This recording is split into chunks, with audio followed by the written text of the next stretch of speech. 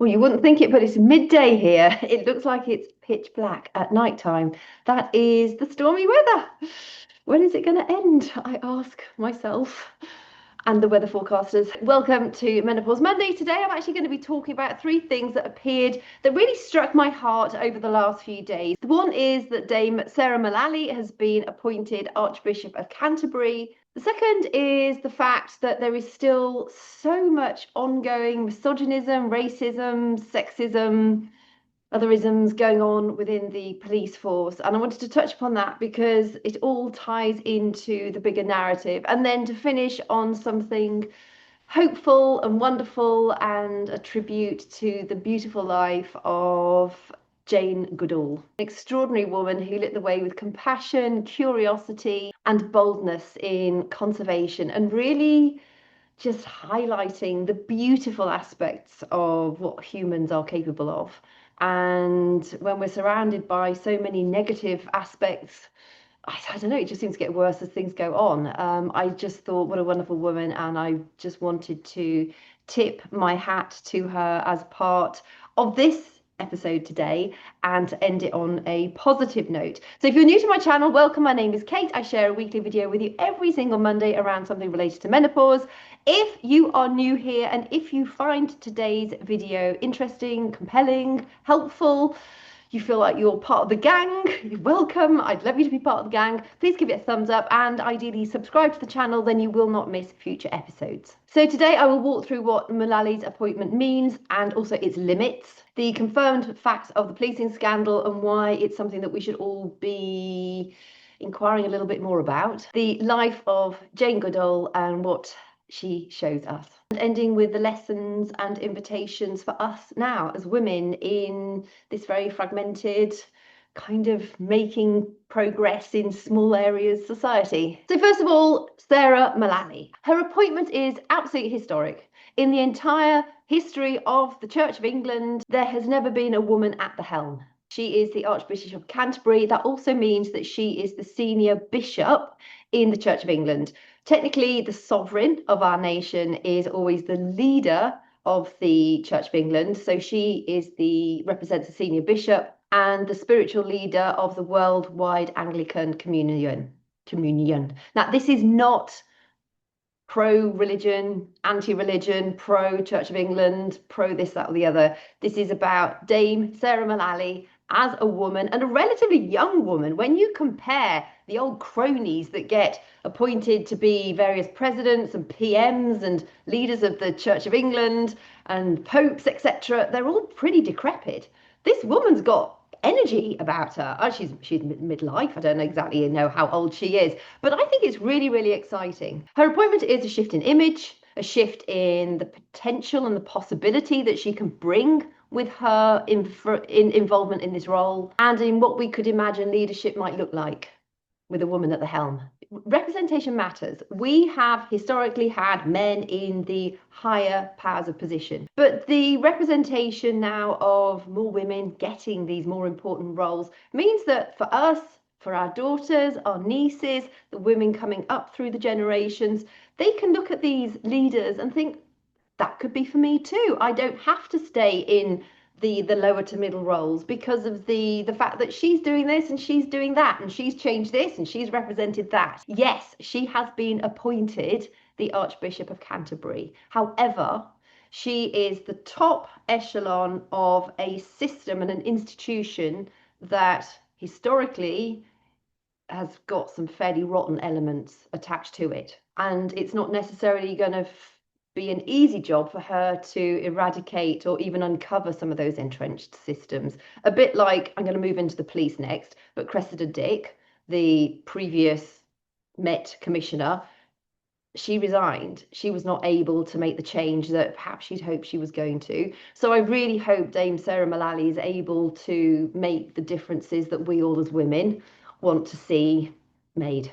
Her appointment comes under the backdrop, the fact that the previous Archbishop of Canterbury, Justin Welby, was pretty much forced to resign due to the handling of various sexual abuse allegations within the church system. Many people felt that the answers, the responses were lacking, They were not reflective of the terrible things that happened and probably still do happen. And him as the representative of this institution that was deeply failing survivors, deeply failing that human connection, where really that institution, the church, should be there to protect. It should be there for us to trust in it. And that trust was broken. And for somebody with such a prominent position, I personally, and also I've read a lot of accounts. I will list a load of references beneath this video if you want to dive into it further. I think his hand was forced and it was time that he stepped down. So Mullally steps into a fraught moment in history. Her expectation is not just to lead, but to restore trust and to prioritise systems that protect the vulnerable and also hold power accountable. Why am I bringing that into Menopause Monday? Really because at this stage of life, we tend to drop the filter. We have much less tolerance to the BS and we start to see the world with different eyes. I think there are some days where you would watch the news and you just think, what on earth is it to be human? It's ghastly at times.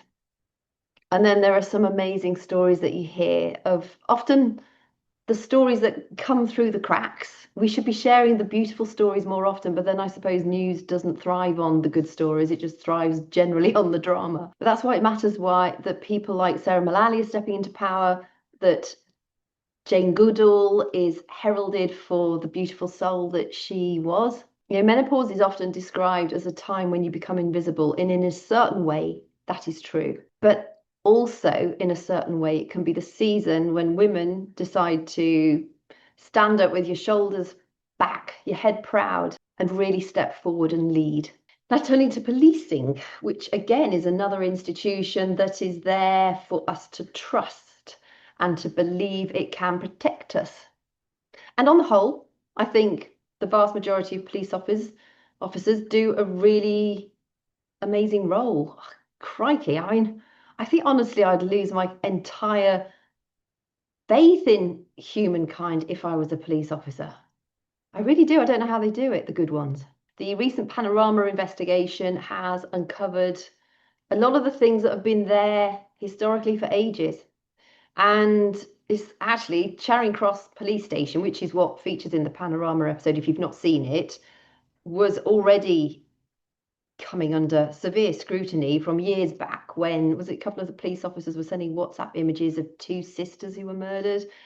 It just beggars belief. An undercover reporter spent 7 months working there as a designated detention officer in the custody suite of Charing Cross Police Station. And the footage that he got shows officers making misogynistic, Islamophobic, sexist, generally racist remarks. They joke about violence, saying that all immigrants should be shot. Again, there's references below if you want to have a look at those. They demeaned detainees and also dismissed serious allegations. And one particularly jarring scene that I think was a woman, she was a pregnant woman who was saying that she'd been raped and claimed that a man had stamped on her belly. And in the video, a sergeant, I think it's a police sergeant, was seen discrediting her claim, actually asking whether or not you would see a footprint on the belly if she'd been stamped on, as she said she had been, as though bodily violence should leave its marks, almost ignoring the fact that she was saying that she'd been raped. And I just think this is a dismissive, grotesque assumption about trauma. There was a female officer in the documentary. Again, I'm not sure of her rank, but she was lower than the other officer who was talking about this alleged rape of this pregnant woman. And she said she couldn't openly challenge the male officer because he had stripes on his shoulder, which means he outranked her. And that's a powerful metaphor for how hierarchy and institutional culture can make reform so difficult. Which is why I really, really hope that Dame Sarah Mullally within the church is able to enforce the change that she wants to see happen. So the current Metropolitan Police Officer, Sir Mark Rowley, has condemned the footage, of course, he has to, and has promised fast-track disciplinary action, bearing in mind Charing Cross was at the centre of something very similar not long ago, and an awful lot has changed since then, obviously. and he has not yet resigned. It'll be interesting to see what happens because Dame Cressida Dick, who I mentioned earlier, she resigned in 2022 amid repeated criticisms that she'd failed to address the misogyny, the sexism, the racism within the police force. So this is not just scandal. This is what happens when power, sort of patriarchal hierarchy goes unchecked. You get so sick of seeing the same old cycles repeat themselves again and again and again, and then somebody else steps into the shoes and promises change, and it's like the new government, they all promise change, they all blame the last lot and promise change to this lot, and then still nothing happens. And of course, I suppose change does take time, but maybe it takes so much time because we all expect it to take so much time. Maybe legislation needs to change so that things go through faster. Maybe at grassroots, yes, institutional change is absolutely necessary. But what about those structures that support institutional change? Maybe those are the things that are so bloated. I mean, I don't know, but when you look at it, you just think everybody has somebody else to blame about something that they have said they wanted to change and have not managed to do it.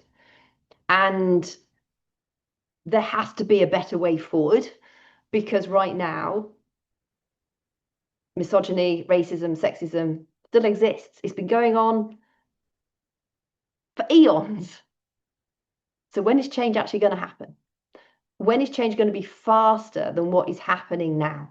When you think that the women's movement started in around about the mid-19th century, I mean, how long does it need to take to change? Really? That is a long, long time. But that's exactly why it's so important to highlight the wonderful people like Jane Goodall. She died at the age of 91, working, still committed to her engagements. Apparently, she died of natural causes, so I hope she just drifted off. And it actually really hit me. I'll probably did that. I can feel it making me well up now. In one of the interviews or the little snips that they gave of her on the news, and it was something about the fact that she was talking about adventure, and she said, I still have one huge or great adventure ahead of me. And she says, that'll be the day I die or the time I die. And she said, there'll either be something or there'll be nothing. She said, but if there's something, can you imagine the adventure that I'm going to be going on? And I thought, wow, what a way to live your life is to see we're all going to snuff it one day. We will all turn up our toes. And so many of us live our lives afraid of when we're going to die. Just bloody live it because we're all going to die. All of us will die one day. And if we're lucky enough, we live a fruitful life. And if we're really lucky, it might be a fruitful, long, healthy life. But for her to talk about her obviously impending death at the grand old age of 91 as an adventure, it is so true. None of us knows really what's beyond taking our last breath. So why don't we get excited about that next adventure? Because it just makes the time between now and whenever it happens that bit more sparkly. She lived her latter years with connection, with purpose, with integrity, and it can be such a powerful reminder for us in midlife. There is still so much to do. We have still so much ahead of us with a little bit of luck.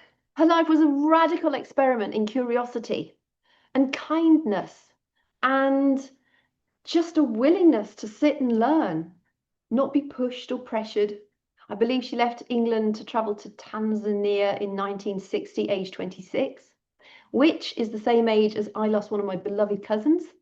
So we have to be so grateful for the lives that we have. Jane Goodall had no formal training in primatology, and she began decades of deep, immersive observation of chimpanzees in Gombe. And I think the most beautiful thing is that she showed us kinship among the species. You know how special it is when you have a pet, and when you bring your new pet into the home, whatever it might be, ideally a rescue pet, and they feel safe enough to come and sit next to you or to sit on you or to let you feed them without them looking afraid. I mean, that connection is just, it's beyond words. But imagine that with something like an ape, a primate, where you're sat in their environment and they accept you. And then she saw how they were using tools, making tools out of branches and things to get those big ant things, or the termites out of holes and stuff. that had been previously thought impossible. Apparently, the humans were the only ones that were able to do it until Jane Goodall observed that behaviour. And she often spoke, I think that's why I just love her so much, about how deeply human and flawed humans are, that we have that capacity for just such depth of love and compassion, and also such cruelty and selfishness. But always she insisted that each of us has the capacity to matter and to protect and to heal ourselves and others. And in a world that often seems to spin towards division and cruelty and hatred and shame and defensiveness and the negatives, Jane Goodall was one of those rare people who reminded us that wonder, empathy, and curiosity are not optional extras, but they're actually survival strategies. And they can make your life so much nicer to live. So while we reflect on Sarah Mullally's appointment and the policing scandal, both revealing broken institutions, particularly broken institutions of those institutions where we should feel we can entirely trust them, Jane Goodall and Diane Fossey, she's another of my absolute heroines, remind us what the spirit can do when it refuses to give up. Here's what I invite you to do this week. Ask yourself, where are you tolerating the old culture in your life circles? And where could you push for change, but in a kind, respectful, courteous way that doesn't make you feel like you're about to jump off a cliff edge, but makes you feel incredibly grounded while you instigate that change. And I encourage all of us to speak when we see injustice. It's very easy to be spoken down or spoken over by men again, because they just do it. And even if you're somebody who can be quite loud in the right circumstances, I don't like it. I hate confrontation personally, but if something really bothers me, I will definitely speak up. And I have spoken up before in the past. And I always try and be polite, and I always try and be caring, and I always try and talk from I am rather than you are, a complete pillock. But it does bring up those antsy feelings. And I'm sure there are a lot of women out there who have greater powers of making themselves heard than somebody like me, because of the fact I don't like confrontation. But even if you're one of those people like I am, still stand up for what is important to you, because within you, you have a kind, caring heart. If you're still watching this, you're one of the tribe. We're all the same people, and we love other people. We love animals. We love nature. We love that sense of safe connection. And I think for those of the sort of the more, I don't want to call us the more gentle ones, because that's almost like saying then the others are not gentle. But we do all come in different shapes, sizes, abilities, strengths, weaknesses. We have so many different aspects to our personalities. And sometimes we need to just see our feet with roots going right down to the center of the earth, and a bright, warm orb of light protecting us while we stamp our little girl feet and allow our opinion to be heard as well, because your opinion counts just as much as the big, bossy, red-faced man. And let's devote energy to the Goodalls of this world, those women and men who choose empathy and healing and connection, and just often they love nature. And let them be our compass and not our distraction. And just leaving you with this, I believe that progress is just really messy. There is nothing linear, there is nothing tidy. It's often you get your knuckles a bit bled and your knees bruised. When women claim seats at the table of power, I think that is a massive, great step in the right direction. It doesn't necessarily mean it's going to eradicate all the issues, because those issues are entrenched, and there are various systems within that hierarchy that she might be sitting on top of. that are going to be very difficult to break down. But that is how we shift the axis of possibility. And that is how change eventually happens. And when you think that the women's movement started in the mid-19th century, maybe we could make change happen a little more quickly if we had more women at the heads of these organisations. Thank you so much for being here with me today. And I'd love to hear from you. What small change could you make this week? What makes you proud to be you? If I were to answer that question now, I hadn't even thought about that until I just said it. Proud to be me, being a mum and bringing up my two children, and they are disrespectful. They are respectful, caring, honest, and that is my legacy, and that's what I'm incredibly proud of. And now my ongoing pride is just being kind and loving to nature and my pets. And I'll be really proud of myself one day when I can finally get into a stage of my life where I think, whew, I can come up for a breather. If you found this helpful, please give it a thumbs up. If you like this vibe and you've not yet subscribed, please subscribe to the channel, and I will look forward to chatting with you again next week.